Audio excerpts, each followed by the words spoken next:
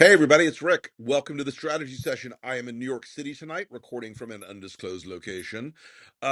We are joined tonight by, of course, my colleague and friend Stuart Stevens, as always, but we're also joined by John Gartner, who is one of the founders of Duty to Warn. This is a group of professionals and psychologists who have been ringing the alarm bell about Donald Trump's mental state for the American people for several years now. And I'm delighted to, I think we lost Stuart. But John, I'm delighted you could come on the show tonight. Thank you so very much for joining us. I want to just launch right into it tonight and ask Sure. you, what is it people don't get about Donald Trump's mental state, not only broadly, but right now? Yeah, I think that the media has kind of been gaslighting us because they've been talking about this narrative of two old men as if there's a kind of false whataboutism. I mean, the truth is, this is really a tale of two brains. Biden's brain is aging, but Trump's brain is dementing. And what the press has done is they've kind of pathologized the normal signs of aging we see in Biden, like a quiet voice or Right. forgetting names. And they've normalized the flagrant signs of severe brain damage and dementia that we see in Donald Trump. They're just not commenting on it. You know, I'm starting to think dementia is like one of those 7 words you can't say on television. No one will say it. You know, I think it's very obvious the rambling, the storytelling has become what everybody has seen their grandfather or great grandfather or grandmother or great grandmother engage in life, where the storytelling starts to get more discursive and less Right. grounded in actual memory and more just sort of like the staccato firing of neurons across the spectrum. And Right. and I'm wondering if people, you know, if professionals like yourself who watch the recent rally performances are picking up on the degree and the scope of how much uh, that Trump is now just. I mean, there are some times where the glossolalia and the word salad is just astounding. What would happen Astounding. if you had somebody in a professional circumstance like that? You know, a generic person, not a president. You know, if a normal patient came in with, mom's not keeping track of thoughts anymore. What should we be doing? I mean, this wouldn't be something you wouldn't say. You should go out and seek the highest office in the land. You'd say we should work out a program for you to, live in managed care. Yeah, Donald Trump is really, if Donald Trump were your uncle or your grandfather, you would be rushing him to a neurologist and neuropsychiatrist for a brain scan and a more fine-grained, analysis of his deficits, and you'd be seeking care for him. Right. He's not really capable of living independently, or he's getting very close to the point where he won't. One of the things people need to understand about Trump's dementia is a progressive illness. So I always tell people Right. that Donald Trump today, the best Donald Trump you're ever going to see, because he's only going to get worse every single Right. day. And not only that, but the rate of deterioration is accelerating. Let me give you an example. Okay, when I first started writing about this with some of my colleagues in 2018, what we Right. did was actually there was an article done, a study done by Sharon Begley and Stett, where she compared speeches that Trump made when he was a younger man to speeches he was making in 2016. And they noticed, and he had a bunch of neuropsychologists see those speeches, and they all said there was substantial deterioration. But that was over 20 years. Now, people who have seen him 4 years ago were saying he's not the same person. In other words, the rate of deterioration has accelerated. And so, what I said in our inaugural podcast last week, I said, I'm going to make a prediction, and if I'm wrong, the egg will be on my face because I'm saying this in public. Before we get back on the air next week, Donald Trump will display his dementia again. Yes. Okay. And lo and behold, that was before Wildwood, New Jersey. And so he can't not be demented. He can't stop being demented. He can't stop demonstrating his dementia. He can't stay awake in court. He can't do it. And by the way, this is where the media is really failing us. At least they're reporting on his falling asleep in court, but no one is discussing the potential clinical and medical significance of his falling asleep in court. Right. Just consider this for a moment. On legal Twitter, people like Richard Signorelli, but many other lawyers I've talked to have all told me in their entire careers, 100 years of collective legal experience, they couldn't remember one defendant falling asleep in court. Not one. Okay. Right. It's that rare.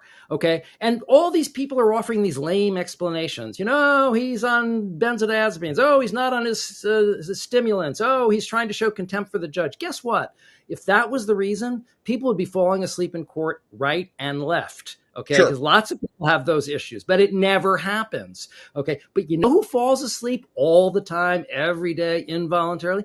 People with dementia. Now, think about this. When was the last time you saw a demented defendant? Never. Yeah. The Right. Venn diagram only has one person. And that's the point, is that it has clinical significance. He knows he makes him look bad, but he can't stop. Right. Stuart, you have any? Well, I was just, reflecting back to the last time I was on trial for paying off a porn star, and I Yeah, didn't yeah. You just were get awake, away. weren't you? So I will. Some I adrenaline running in your system. part of your test pool there. So look, I think that this is just so important and so great, and you've been out there. I just want to ask you, personally, when you went out and sounded this alarm, you received a lot of, well, anybody says anything about Trump. I mean, even someone as polite and mild-mannered as Rick gets criticism. But has that changed from like your professional colleagues and others who thought that there should be some line? Did you get a lot of grief from them? Some saying that We did get a lot of grief. And it's funny to think now that when I started saying in 2017 that Trump was a malignant narcissist, and I was the person who started that right? Yeah, diagnosis. Sure. I mention that because it's an obscure historical diagnosis I only knew about because of my nerdy area of expertise. It was introduced by Erich Fromm to explain the psychology of Hitler. Okay. mm-hmm. And so Mm-hmm. when I first started talking about this, everyone sort of was acting like, oh, this is so shocking. Oh, this is so controversial. Now it's conventional wisdom. I mean, Yeah. Sure. right? People, it's assumed that he's a malignant narcissist. So what was so controversial that we couldn't even get on to say it on television, Right. okay, now it's conventional wisdom. I feel we're finding more resistance with the dementia. And I think that there's a reason for it. I think there's a political chill in the air. I think people are scared Sure. of that Trump could win again, that they could end up in Guantanamo. I'm just noticing a lot of, for example, even within our movement, a lot of the people who are very active are now refusing to be quoted, won't sign the petition. I should mention I have a petition with over 500 licensed medical professionals saying that they believe that Donald Trump is showing probable signs of dementia. But I had neuropsychologists who are active in the movement now who are afraid to even sign the petition, but they're saying things to me like, look, my promotion is being held up.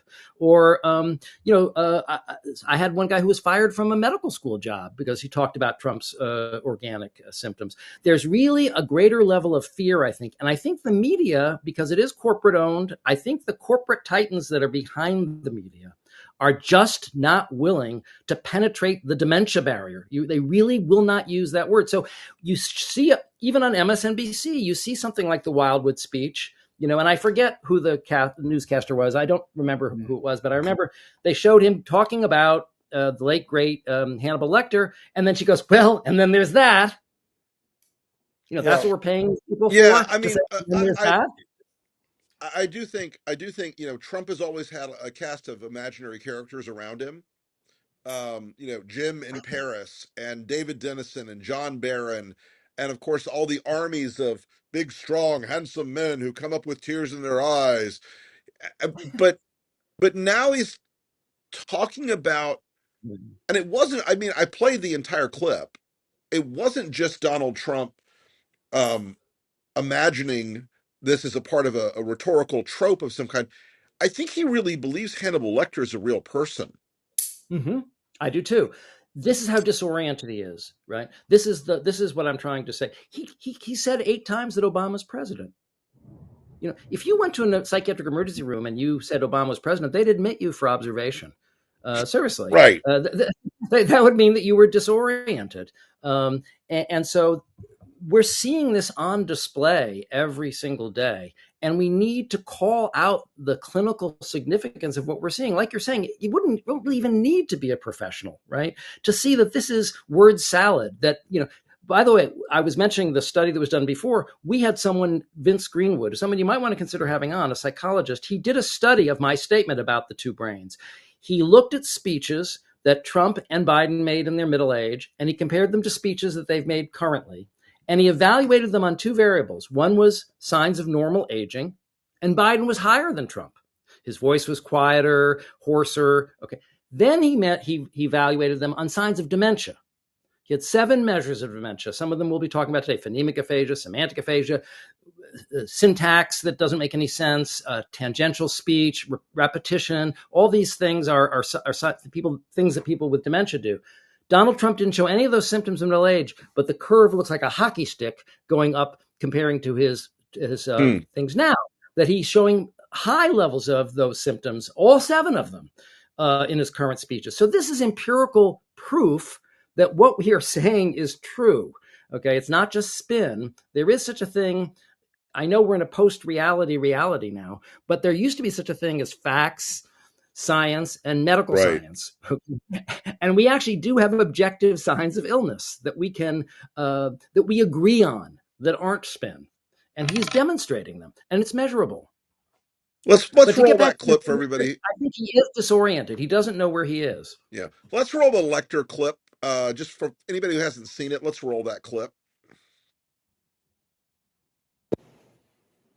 Out there that could have done it, but they also ask other questions.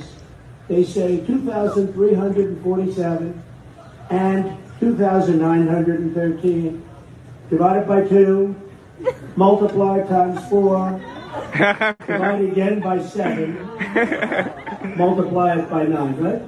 What's your answer? And I got it right. You're a mathematician.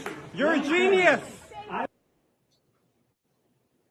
All right, that was the math genius one instead, but that is like very much on point, that Donald Trump's pretending that the man, woman, person, camera, TV thing that he passed back in 2020 is some sort of way to excuse his current and increasingly stressed behavior. Speaking of that, I don't really know this. I presume so.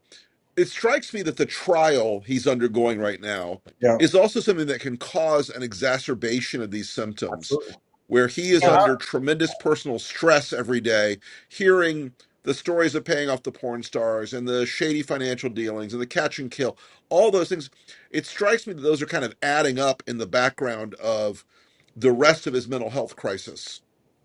I agree. And that's one of the reasons his deterioration is accelerating. I mean, look, think about this. He can't keep himself from losing consciousness most of the time. Yeah. Most of the time.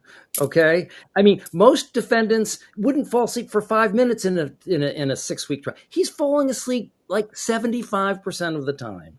Okay. Right. So this is an acceleration, is what you're talking about. And of course, when he goes in these rallies, he's talking crazy. I don't know if we have a clip of the Hannibal Lecter. I'm not sure I saw them. We actually don't have the Lecter clip. We do have another clip. Let's roll the other clip. We have the Jimmy Connors clip. Right. Jimmy Connors is good. He's also happy. Jimmy is a very happy man, both of them, because you know what? They want him out. Jimmy Carter had a bad reputation. Right now, he is considered a totally brilliant president by comparison. Right now, he is a totally brilliant president by comparison. Yeah. So, I mean, what we learned in that speech is, OJ is alive. Okay. He talks about having golfed with OJ. Hannibal Lecter is dead. And Jimmy Connor was our 39th president. Okay. And he likes hot dogs. And these are just random things that he mentioned. But this is true disorientation. Okay. This is, I think, important. When he was at Gettysburg, I love to read his Gettysburg. Oh, yes. But one of the things is he just talks all these superlatives. This is one of the things people with dementia do. When they have no memory, right, they fill it in. And one of the things they filled in with are just superlatives. So he said, Gettysburg, wow. It was so something, and it was amazing and terrible and horrible but beautiful in so many ways. It was like the spirit that made our country. So now a tangential, unrelated thought.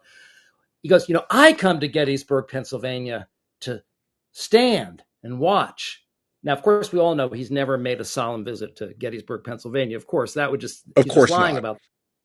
But he is accurately describing what he's doing at that moment in time, because he is standing and he is watching, but he's not comprehending. He doesn't know what Gettysburg is. He doesn't really know.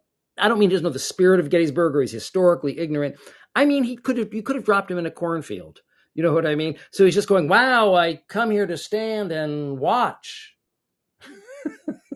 And then he starts confabulating. No, but that's the thing. Then he starts confabulating. That's your point, Rick. He starts making up a story. And I know that we're so used to his lying, right? His lying is great camouflage for his confabulation. Lying is when I'm trying to convince you of something that is false so it can advantage me in some way. So for it to work, it has to make sense and be comprehensible. So when he says he sparred with Muhammad Ali, that's a lie, right? Confabulation is when a demented person has no memory or context of what's happening, so they just make it up. Not to make it up to lie, but their brain fills it in. Nature abhors a vacuum, so their brain tells them a story to explain what's happening. And so I think he was standing there. He was just looking at a hill, and he said, yeah, Robert E. Lee, he said, don't go up the hill, don't fight up the hill. Never fight uphill, my boys. Yeah, that's right, with the Irish accent. But it's random. It's just the random thoughts that are coming into his mind, and he's telling it like it's a story. And you're going to see that more and more. The same thing happened with the Hannibal Lecter story. He's launching into a story that doesn't really fit the context of what he's talking about. He's just we're kind of wandering in his brain. Do you know what I mean? And you're wandering through the loose associations of his demented mind.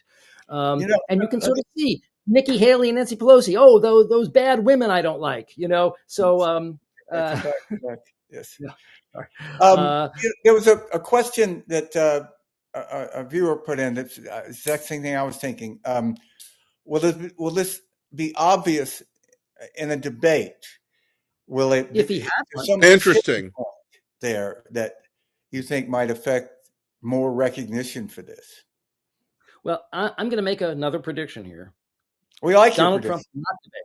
Donald Trump will not debate.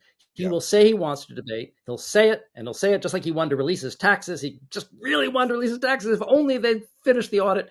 And then he'll say it's rigged, or he doesn't like the telecast. They won't let me. They won't let me do it, right? Right. And they'd be smart enough to let him do it. No kidding. Look, another depressing but inevitable question is, what happens if he is elected president? How does this play out? I'll tell you how it plays out. Remember, I was saying that the rate of deterioration accelerates. Yeah, it accelerates to a point where then the patient does something called falling off the cognitive cliff. Now it's not accelerating. Now it's just a stone on a straight drop, and the person becomes completely incapacitated, incapable of independent living, having to go to, either cared for by relatives at home, or having to go to independent to living, supervised living. This will happen in the next 4 years at the rate that he's accelerating. Again, we can almost guarantee that he will become completely incapacitated in office. And when that happens, he will be surrounded by such a group of psychopathic flunkies that they will not invoke the 25th Amendment for the sake of the country. No. They'll kind of wheel him around like the Weekend at Bernie's White House while they're, robbing the country blind and selling secrets to the Russians and the Turks and the Saudis, right and left as the documents are going out the door. They'll just exploit him for their own purposes. But, they had an expression in the Middle Ages. They said, bad king is better than no king, but no king is better than child king. Okay. And that's what we would have, a child king. He's already a child emotionally, but now he's becoming a child cognitively. Well, I have to say, I think that the trial, this being a stressful trial for him is definitely causing a lot of this shifting. I think that the question that I have is in a situation with a person like Trump, surrounded by that kind of flunky, even in a fairly, excuse me, weakened state of our media coverage in the country, I wonder how long they could actually hide that. I wonder how long they could get away with not letting that, with not having that out there in the public space. I don't know, given how our media seems to be colluding with Trump, I mean, I almost feel like they're covering up his disabilities the way they covered up FDR's. I would not underestimate their ability to normalize the weekend at Bernie's White House. Yeah, that's true. That's true. There's another scenario, and that is that you have this group of misfits and flunkies and sycophants that you're talking about, and they basically pull a coup. They decide that they want to get rid of Trump, and would Ron DeSantis do that if he were vice president? Like how in a heartbeat, he'd be up there, trying to think of ways to embarrass Trump, so it would be obvious. But in this context, the vice presidential choice becomes, all the more important. And how terrifying it is to think that Mike Johnson is third line to the presidency. The other thing too is, Trump is uncontrollable. So I think if he becomes incapacitated, they'll think that they can grift and manipulate off this weakened president. But because Trump refuses to be controlled and always lashes out in the sort of destructive, crazy way, he's going to, I keep thinking back, and again, this dates me, but any of you remember Bananas with Woody Allen? If you remember one of his first movies, okay, and through a series of improbable events, he becomes the dictator of a South American country, right? And he goes nuts, and he stands on the balcony, and he starts making absurd decrees. From now on, everyone will wear underwear on the outside of their clothes. From now on, the official language of Bolivia is Swedish. From now, and he just keeps saying, from now on, right? Just one crazier thing after another. That's going to be us. He's going to be standing from the balcony making crazy pronouncements. Well, folks, you've got a Mad King to look forward to. So as we wrap up tonight, I want to show an LP ad we did about this, and we'll have a little bit of a conversation about that at the end, and then we will wrap up the show for tonight. Trump just isn't the same. You're noticing it now, aren't you? You can see it. He's old, sleepy, confused, weak. His jaw kept falling on his chest and his mouth kept going slack. He's not the same man. His energy is gone. No one can deny it. And Putin, has so little respect for Obama that he's starting to throw around the nuclear word. You heard that, nuclear. You're learning he cares about himself, not us. Sioux Falls, thank you very much, Sioux Falls. We've all had parents who we loved, but who changed over the years. Needed help, needed understanding, needed care. Including Obama. I'll tell you what, you take a look at Obama and take... With Trump, it's happening so fast. We can all see it. Now you do too.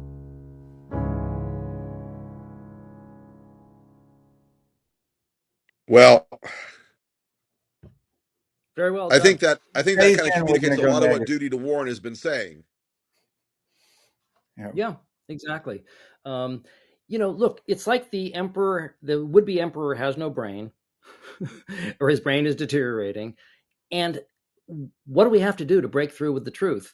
One thing that's on our side is every week he's going to prove us right. Absolutely. Week, evidence is dementia every week. No, there's no question in my mind that he will never stop giving us more content and warnings right in our faces as Americans. So, well, folks, I am up in New York tonight. We had the successful night at the Webby Awards last night for our third season in a row. We're very grateful to all the support for all of our viewers who helped vote for us for a People's Voice Award. We will see you guys again next Thursday. I want to thank John Gartner for coming in tonight and giving us some very crisp insight and wisdom on exactly what's wrong with Donald Trump's brain. Hey, there's my Substack on there, therikwilson.substack.com. Every single week I post a lot of interesting stuff. Most of it's on the front side of the paywall. Some of it's on the back. The nude parts and the feet pictures are in the paywall. I'm sorry. It just has to be how it has to be. Anyway, everybody, I want to thank you again for showing up tonight. We really appreciate you all. We'll talk to you again next week. Thanks, John. You, John. Thanks, Stuart. That was fantastic. Look forward to your podcast. Thank you.